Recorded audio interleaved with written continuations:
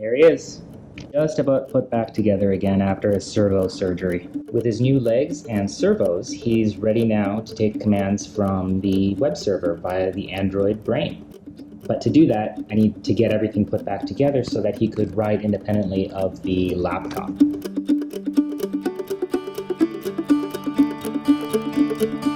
Not a particularly sexy day, but it's an important day. After getting all the servos working, it was time to get ROVer wired back up, and I wanted to do it right, which meant connecting the servo controller board up through the relays, which you can see here. Those are those blue wiring inputs, and that gives us the ability to turn the servo controller board on and off independently of the motors. Because although I'm not quite certain yet, I'm pretty sure it's going to be advantageous for us to be able to have these servos on and off independently of the primary motors. It was quite a mess before it got organized, but ROVer cleans up nicely. Then I hooked up the first battery in order to run a couple of tests and make sure I haven't screwed anything up, and then placed the Lexan board back on top so that he could ride with both primary batteries in place. So that brings us to the next step, which is actually updating the command center to take advantage of ROVer's new servo motors. Here at ROVer's command center, and you'll see that there's a few new fields available.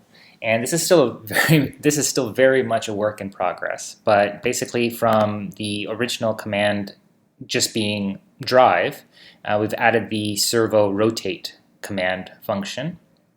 And then for the servo dynamics, basically the ability to specify which corner and the degrees that we want to turn that particular leg or servo, and then whether we're turning kind of towards the inside or towards the outside, kind of positive and negative values. Now, this is not the way in which I would generally use it for sending commands, because I'd probably create a series of programs. So for example, we wouldn't want to necessarily have to turn each individual servo in or out a specific set of degrees every time we wanted to turn all four motors together. More importantly, it also gives me the foundation on which to program those programs.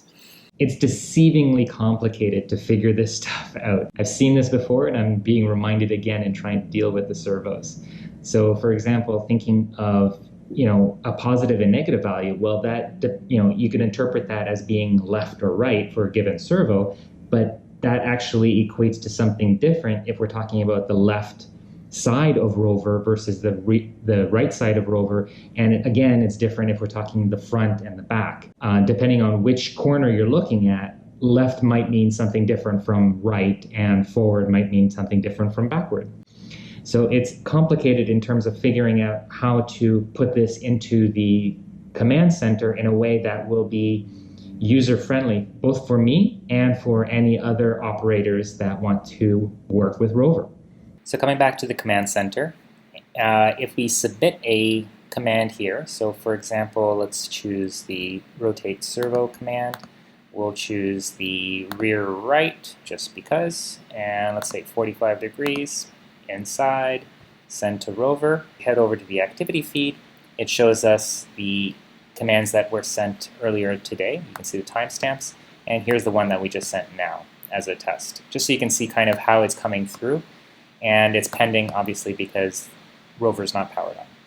That's the general idea. I still need to work through exactly how it's going to appear in the command center, as well as figure out how to relate those commands through to the Android tablet, which then needs to communicate with the Arduino Mega 80K board, which then needs to send those commands over to the Arduino Uno board, which is actually the one that's communicating with the servo controller board.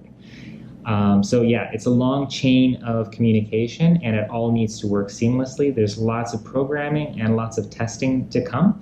So that's what I'm going to be working on probably for the next few days. I don't know. We'll see how it goes. I'll include you guys in the more interesting aspects of it. And of course, as I make progress, I'll include code snippets on ROVer's site. In the meantime, thumbs up, subscribe to stay notified. Any questions, please use the comments on YouTube or over on ROVer's site. And I'll see you guys next time. Cheers.